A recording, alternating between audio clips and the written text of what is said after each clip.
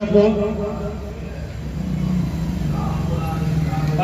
पर हुए हमले की और रांची में युवा और जागरूक पत्रकार बैजनाथ महतो के नृशंस हत्या का सर्वप्रथम मैं क्षोभ और उनके परिवार के प्रति मैं अपनी हार्दिक संवेदना व्यक्त करता हूं। दिन दहाड़े जिस प्रकार से तालिबानीकरण की तरह विश्व में जो स्वरूप दिखाई दे रहा आतंकियों का, वैसे ही अब खुलेआम राज्य में अपराधी हथौड़ा लेकर दिन दहाड़े पत्रकार की हत्या कर देते हैं और अभी तक उनकी गिरफ्तारी संभवतः नहीं हो पा रही है। पहले तो मैं आप लोगों को बताऊं कि ये समस्या न केवल राज्य का, देश का, ये वैश्विक स्तर की समस्या है। जर्नलिज्म फ्रीडम इंडेक्स में कुल 182 देश के पत्रकारों का जो संगठन है, उसमें हमारा भारत देश जो सूची में आता है वह 142वें नंबर पर है। इसी बात से पता चलता है कि हमारे देश में पत्रकारों की सुरक्षा के लिए सरकार कितनी जागरूक है, कितनी कॉन्शियस है। हर जगह, यहां ही नहीं, चीन के दबाव में आकर आज हांगकांग में स्वतंत्रता की मुहिम में लगे हुए, लोकतंत्र की मजबूती के आधार में लगे हुए पत्रकारों पर दिन दहाड़े हमले होते हैं। सारा विश्व का जो मुखिया है यूएनओ, इस पर कोई कार्रवाई नहीं करता। इसमें जम्मू कश्मीर में इलेक्ट्रॉनिक्स मीडिया पर हुए हमले का इतिहास सारे लोग जानते हैं, जहां पर संभवतः अभी तक की सबसे लंबी रैली निकाली गई थी, बंद का आह्वान किया गया था। मुझे ये समझ में नहीं आता है, कहीं ये लुटेरे, डकैत और वाहियात किस्म के जो सरकारी सिस्टम हैं, इन्हें ये तो नहीं भय हो रहा है कि हम लोगों के ऊपर तो कोई नहीं है, एकमात्र जो है थर्ड आई जिसे कहा जाता है वह हमारा मीडिया है। कहीं इसके नजर में तो हम लोग नहीं आ रहे, हमारी आमदनी तो कमी नहीं हो रही, ये हमारा पर्दाफाश तो नहीं कर रहे। संभवतः कहीं हमें ऐसा भी साजिश प्रतीत होता है। बहुत खेद के साथ, अफसोस के साथ कहना पड़ रहा है, देश भर का कोई ऐसा जगह, कोई ऐसा छोर नहीं है जहां आज राज्य के कई ऐसे जगह नहीं है जहां आए दिन खुलेआम अपराधी रामना थाना क्षेत्र में घटना हुई, दिन दहाड़े व्यवसायी से पैसे लूट ले गए। गर्ल्स हाई स्कूल रोड में दिन दहाड़े एक गरीब महिला का पर्स छीन लिया गया, कम से 1.5-2 लाख रुपए की छिनतई हो जाती है, बैंक में डकैतियां होती है। ये क्या कर सो रहे होते हैं? अब जो इनको उजागर करने वाले एकमात्र और जनता के हम सफर, जनता को लगता है कि हमारा राहगीर, हमारा हमदर्द अगर कोई है तो पत्रकार है। उन्हें जाना चाहिए था अपने उन लोगों के पास, प्रतिनिधियों के पास, दुख दर्द में जो उनका सुलझू मांग सके। अभी तो मैं देख रहा हूं कि लोग पत्रकार के पास जा रहे हैं, पीएम आवास में घुसखोरी हो रही, सड़कों का 2-2 दशकों से बुरा हाल अपने क्षेत्र में। धार्मिक निषाद पैदा करने के लिए माता विंध्यवासिनी क्षेत्र को पिछड़ा देखते रहने की लोगों की साजिश है। ऐसे क्षेत्र, ऐसे में अब अगर ये पत्रकार बंधु को भयभीत करते हैं, भयभीत करने में लगे हुए हैं, पत्रकारों पर हमले हो रहे हैं, आखिर कौन हमारा दुख दर्द बांटेगा? कौन समाज में इन लोगों की तरफ कार्यशैली को उजागर करेगा? मुझे एक चीज और भी देखकर बड़ा उदासीन हो रहा है। आज यहाँ पर अगर वे समर्थक होते, यदि वो ईमानदार होते, तो वैसे लोग जो प्रतिनिधि हैं, चाहे वो किसी भी पार्टी को, पत्रकार बंधुओं के सुख दुख में साथ देना चाहिए था। क्यों नहीं आए? यहाँ सभी 3-3, 4-4 प्रतिनिधि अन्य पार्टी दलों के सब लोग पास होते, क्या उन्हें लगता नहीं है ये भी मानव है? उनकी मानवता कहां चली गई? इतने संवेदनहीन लोग हैं। आज कोई चीज बांटने की बात रहती तो भी नंबर लगे होते। मुझे अफसोस है, कई परिवार युवा ऐसे लोग हैं हमारे नगर में, राज्य भर में, जहां हर दिन पत्रकार खामोशी से चुपचाप अपना काम करते रहते हैं।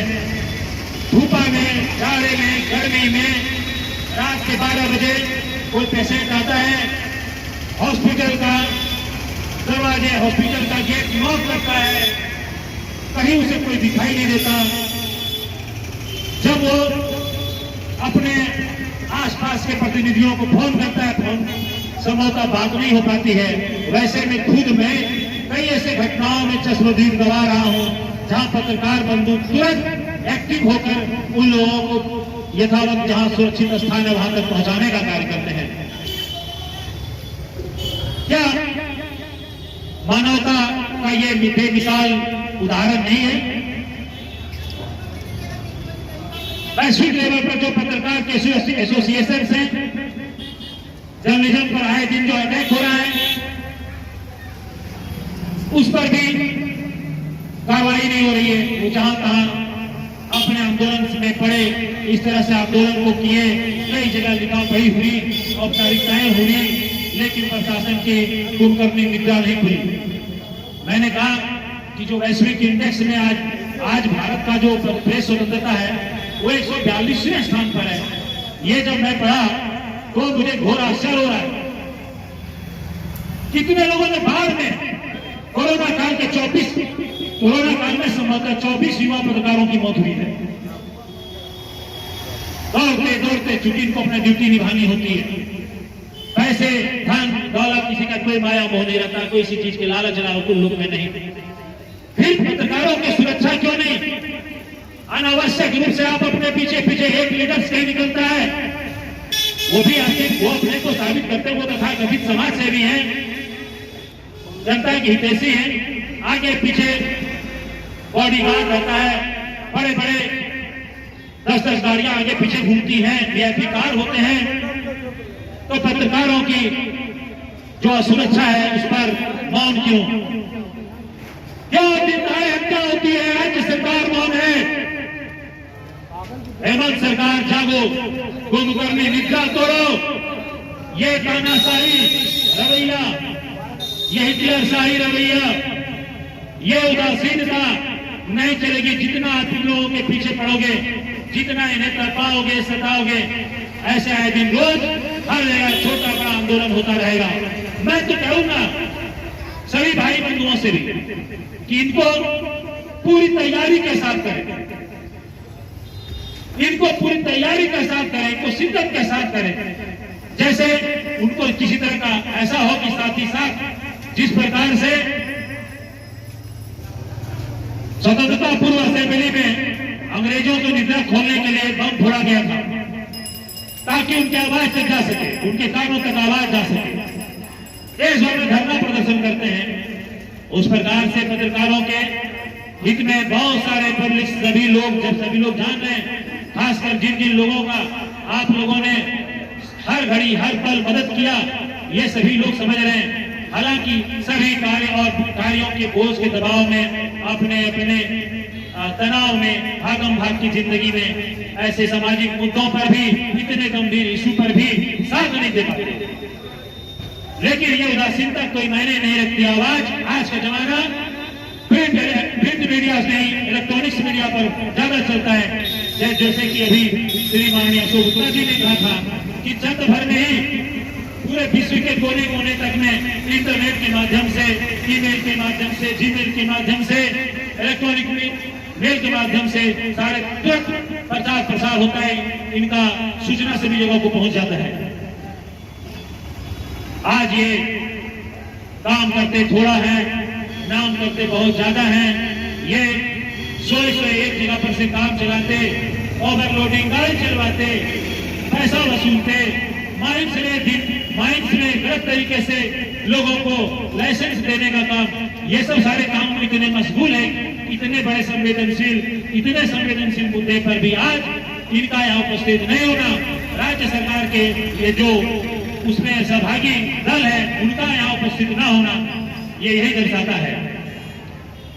निश्चित तौर पर मैं माननीय श्री आनंद भगत जी का आरपी भारत के युवा हमारे पत्रकार छोटे भाई, उन्हें बहुत धन्यवाद देना चाहूंगा। ऐसे हर वो जगह पर हर एक समय में जब जब इस प्रकार के मुद्दा कई प्रभावी हुए, इन्होंने उजागर किया है। अभी भी कुछ दिन पूर्व इनके द्वारा जो पत्रकारों का सम्मान समारोह हुआ, वहां भी मुझे इन्विटेशन मिला। मैंने सारे काम छोड़ दिए और वहां पे पहुंचा। जब तक आप लोगों के जैसे जो मौजूद हैं, सामाजिक कार्यकर्ता और पत्रकार, देश राज्य तो क्या, कोई कितनों से बड़ा कोई भी संगठन, राजनीतिक संगठन आपका बाल बाका नहीं करती, आपका बाल बाका नहीं कर सकता, क्योंकि you are not a single association, you are over whole, a wide spread media, you are the voice of public, you are the pillar of our constitution, nobody can go against you, आपके विरुद्ध कोई नहीं कर सकता। आप संसार भर में लोगों का जनहित का मुद्दे उठाते हो। इतना नहीं, मैंने कई ऐसे पत्रकारों को भी बिहार में जो बाढ़ आई हुई है, मैंने देखा है गंगा में उतरते हुए, नदी में बाढ़ का शिकार होते हुए, पूरा हाफ पैंट पहन के निकल करके उन गांवों तक सुरक्षा पहुंचाने में, जिन गांवों तक कोई प्रतिनिधि जान नहीं पहुंचा था, वहां हमारे पत्रकार बंधु अपने जान की बाजी लगाकर ऐसे जगह पर खतरनाक यात्राओं में शामिल रहे। जब जब कहीं पर आतंकी हमला होता है ऐसे जगह पर, आज भी मुझे याद है जब सांसद पर, हमारे देश के सांसद पर, हमारे देश की हृदय स्थली दिल्ली पर जब हमला हो रहा था, उस समय कई पत्रकार बंधुओं को गोली का शिकार का निशाना होना पड़ा था। गांधी जी की मूर्ति के पीछे पत्रकार वीडियोग्राफी कर रहे थे, उन्हें गोली लगी। आज तक उन्हें कोई कंपनसेशन शायद ही मिला हो, शायद ही कोई लोगों ने कोई सुना हो। अतः जो पत्रकार बंधु ऐसे विकट समय में या तो जिन्होंने अपने प्राणों की आहुति दे दी है, देश के लिए, देश की सुरक्षा के लिए हर पल जागरूक रहे हैं, जनता के हितों के लिए हर पल काम करते रहे हैं, इन बंधुओं के साथ, इन बंधुओं के लिए मैं अपनी सारी और हार्दिक संवेदना व्यक्त करता हूं। और एक बार पुनः बैजनाथ महतो, जिनकी निसंसता हुई पत्रकार दिल्ली रांची में, उनके परिवार के प्रति अपनी हार्दिक संवेदना व्यक्त करता हूं, दुख प्रकट करता हूं। यही चंद शब्दों के साथ मैं